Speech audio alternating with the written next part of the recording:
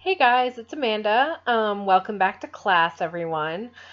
I have been doing some research this week on site and off about our state's mandated reporting guidelines. I am a mandated reporter, not only in my internship, but in my paid employment as well.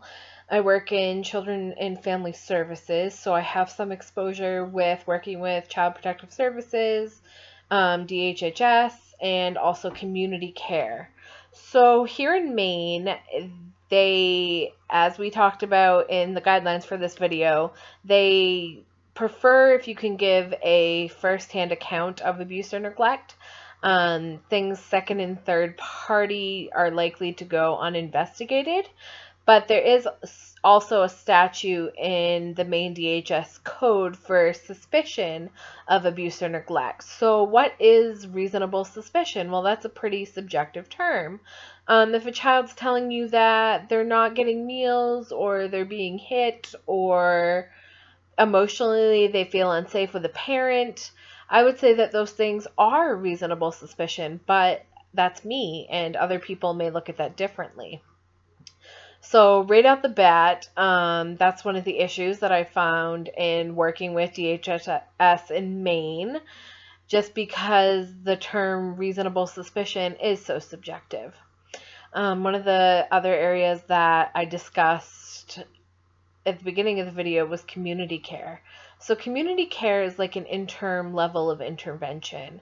So when a mandated reporter or anybody calls the state intake worker, they take the report. If they find that there's not an imminent threat of harm, like there's stuff going on, but these children are in danger of death or serious maltreatment or malnourishment, some cases get farmed out to this program that the state spends thousands of dollars on called community care.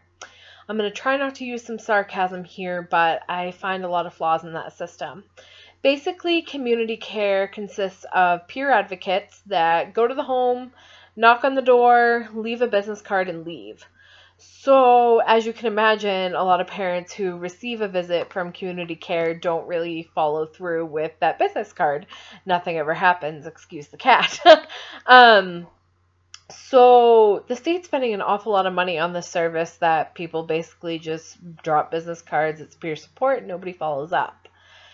And one of the other things that I've really struggled with is DHS's determination on whether or not they're going to investigate cases of abuse or neglect. The term that I've heard several times has been a good enough parent.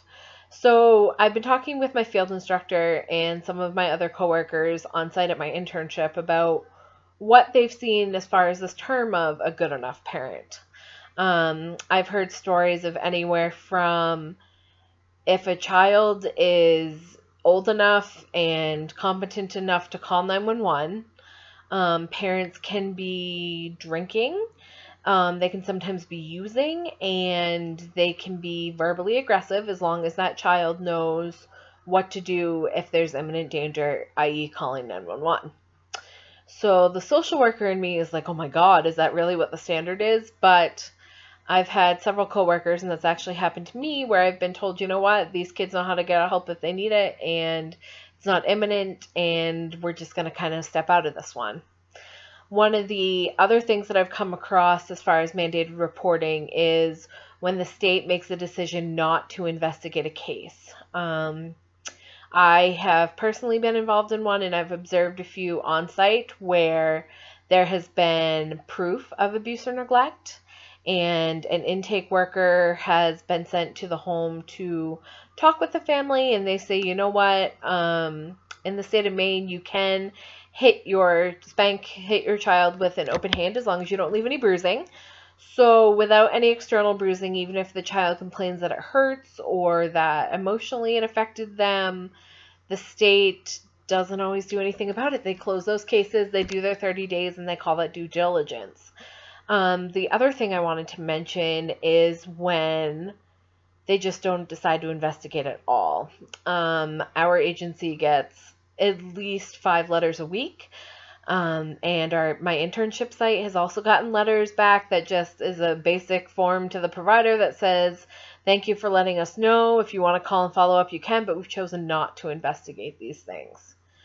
So, one firsthand thing that I've heard from workers is that if they investigated every report, there wouldn't be enough hours in the day, that, they're trying to focus on safety and priority and prevent senseless deaths.